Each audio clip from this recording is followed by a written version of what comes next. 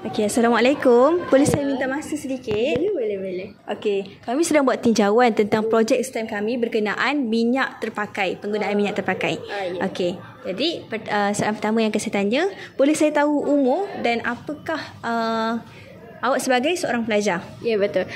Umur saya 15 tahun. Saya seorang pelajar. Okey, soalan kedua, berapa banyak penggunaan minyak masak yang digunakan di rumah?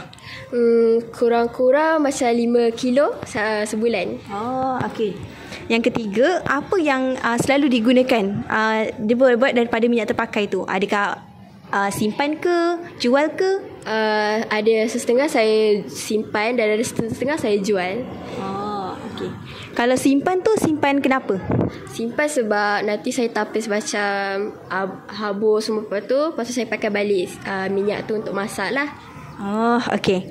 Yang keempat, adakah tahu tentang minyak terpakai ni boleh mendatangkan risiko ataupun kesan negatif pada alam sekitar? Ya, saya tahu sebab nanti kalau semua orang tahu kalau kita tuang minyak terpakai kat dalam sinki, nanti dia akan clog, dia akan sumbat, and dia boleh buat alam sekitar ni tercemar.